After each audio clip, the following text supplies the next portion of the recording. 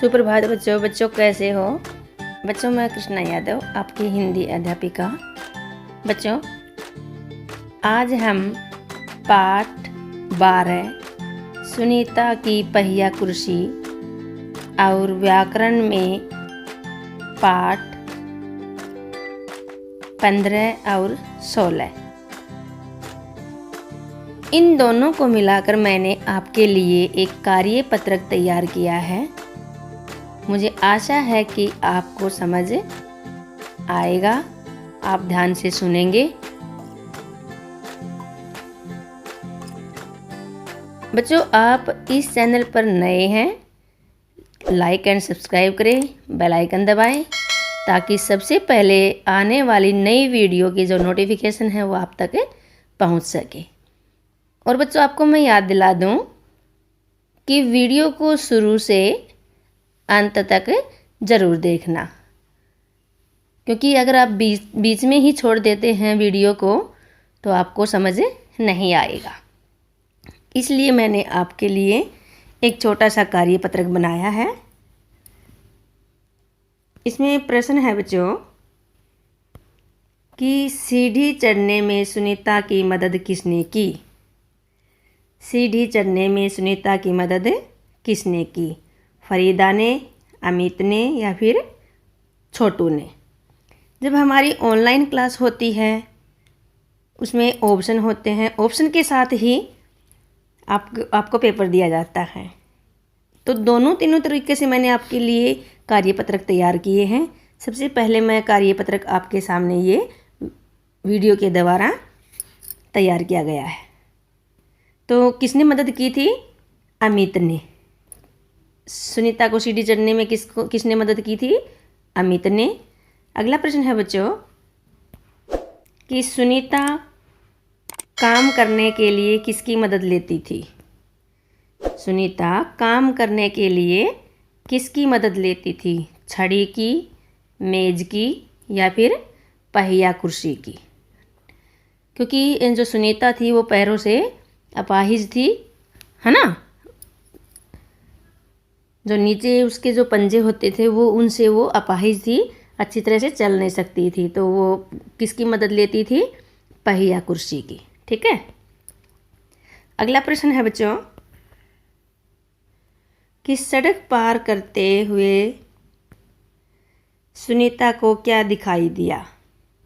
जब सुनीता सड़क पार कर रही थी तो उसको क्या दिखाई दिया था? फरीदा, अमित या फिर सरला? तो कौन दिखाई दिया था? अमित। अगला प्रश्न है बच्चों सुनीता को क्या देखने में मज़ा आता था? सुनीता को क्या देखने में मज़ा आता था? दुकान में चीज़ें, खाने का सामान या बाहर की दुनिया? क्योंकि उसको बाहर की दुनिया देखने में मज़ा आता था। वो पहिया कुर्सी के सहारे बाहर घूमने जाती थी तो उसको बाहर की दुनिया देखने में मज़ा आता था। तो ये वाला ऑप्शन सही है। ठीक है। अगला प्रश्न है बच्चों सुनीता अपने सभी काम कैसे निपटा रही थी? धीरे धीरे निपटा रही थी या फिर आलस से या फिर फुर्ती से? तो वो अपना काम कैसे निपटा रही थी? फुर्ती से। वो पैरों से अपाहिज जरूर थी, लेकिन जो काम करने का तरीका था वो बहुत ही जल्दी से करती थी वो अपना काम। ठीक है।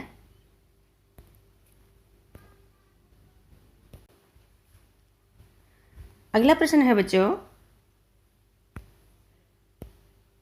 बच्चे छोटू छोटू कहकर किसे चिढ़ा रहे थे? ठीक है। किसे चिढ़ा रहे थे? चुन्नू को, अमित को या फिर फरीदा को? तो सबसे छोटी हाइट में कौन था? अमित। तो जो ख वाला ऑप्शन है ये वाला बिल्कुल सही है। तो किसको चिढ़ा रहे थे? अमित को। अगला प्रश्न है बच्चों कि सुनीता को किसका स्वभाव अच्छा नहीं लगा? जो सुनीता थी उसको किसका स्वभाव अच्छा नहीं लगा था? माँ का, दुकानदार का या फिर अमित का? तो सुनीता को दुकानदार का स्वभाव अच्छा नहीं लगा था। क्यों नहीं लगा था? क्योंकि जब सुनीता दुकान पर बाज़ार में गई, दुकान पर क्या लाने गई थी? चीनी लाने गई थी। तो दुकानदार ने क्या कहा क्या सोचा कि ये जो थैली मैंने दी है चीनी की ये पकड़ने के लायक नहीं है, इसलिए सुनीता को अच्छा नहीं लगा।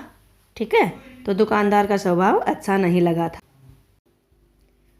अगला प्रश्न है बच्चों, झोला शब्द का अर्थ क्या है? जो झोला है इसका क्या अर्थ है? जैसे हम बाज़ार में जाते हैं कुछ सामान लाने के लिए, तो क्या लेकर जाते हैं? यहाँ झोला बताया गया है, तो झोला का हमें अर्थ बताना है। कपड़ा या सूती कपड़ा या फिर थैला। तो इसका सही उत्तर है बच्चों ग कि थैला। झोला का क्या अर्थ है? थैला। ठीक है ना। अगला प्रश्न है बच्चों, परिचय शब्द का सही अर्थ बताइए। परिचय, परिचय परिचय मीन्स क्या होता है? मित्रता, जान पहचान या भेंट। तो परिचय क्या क्या अर्थ होगा? सही, जान पहचान। ठीक है ना। इससे अगला प्रश्न है बच्चों, दुकान में पहुंचकर सुनीता ने क्या मांगा? जब सुनीता दुकान में पहुंच गई थी तो उसने दुकानदार से क्या मांगा? 1 किलो चीनी या फिर 2 किलो गुड़ या 3 किलो चावल। तो सुनीता ने क्या मांगा था? सही उत्तर है बच्चों इसका 1 किलो चीनी। ठीक है। इससे अगला प्रश्न है, ऐसे शब्द जिनका उच्चारण लगभग समान हो। क्या है? लगभग समान। समान मीन्स एक जैसा हो। ठीक है, किंतु अर्थ अलग अलग हो, क्या कहलाते हैं? जिनका उच्चारण तो एक जैसा हो, मान लो बोलने में, ठीक है, लेकिन अर्थ अलग अलग हो, क्या कहलाते हैं? तो भिन्नार्थक शब्द, विलोम शब्द या फिर मुहावरे। तो इसका सही उत्तर है बच्चों भिन्नार्थक शब्द। ठीक है। अगला प्रश्न है बच्चों, शिक्षक अपने छात्रों से अच्छे अंक लाने की रखते हैं। ये है खाली स्थान। तो मैंने आपको 5 से 3 ऑप्शन दिए हैं। क्या रखते हैं शिक्षक? शिक्षक क्या चाहता है कि मेरे जो छात्र हैं वो अच्छे अंक लाएं। तो क्या चाहता है? अपेक्षा, उपेक्षा या फिर भरोसा। तो इसका सही ऑप्शन है, सही उत्तर है बच्चों अपेक्षा। ठीक है। इससे अगला प्रश्न है बच्चों कि अक्रम होकर अदालत पहुंचा। अक्रम क्या होकर? इसमें भी 3 ऑप्शन हैं, निश्चिंत होकर, अनिश्चिंत होकर या फिर जल्दी से। तो अक्रम होकर अदालत पहुंचा कैसे? कि निश्चिंत होकर अदालत पहुंचा। तो जो क वाला ऑप्शन है ये वाला बिल्कुल सही है। अगला प्रश्न है बच्चों, वाक्यांश के लिए एक शब्द। वाक्यांश के लिए एक शब्द कि वाक्य तो एक है, वाक्य तो पूरा हो गया, उसको बनाने के लिए हमें एक ही शब्द की ज़रूरत होगी। इसलिए वाक्यांश के लिए एक शब्द। देखने वाला, यहाँ वाक्य क्या है? देखने वाला। तो देखने वाला कौन होता है? दर्शक, अंधा या फिर श्रोता। तो इसका सही उत्तर है बच्चों दर्शक। ये वाला ऑप्शन बिल्कुल सही है। ठीक है। अगला प्रश्न है बच्चों,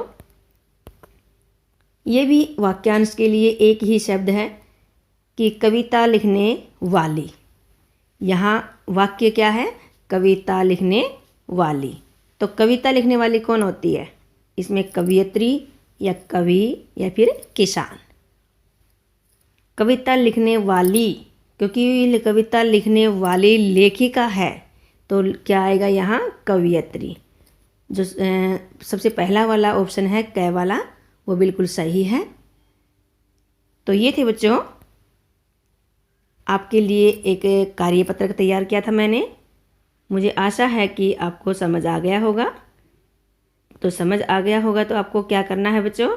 लाइक एंड सब्सक्राइब करना है, बेल आइकन दबाना है, ताकि सबसे पहले आने वाली वीडियो के जो नोटिफिकेशन है वो आप तक पहुंच जाए। ऐसे ऐसी वीडियो आपके जो मैं आपके लिए बनाऊंगी, तैयार करूंगी।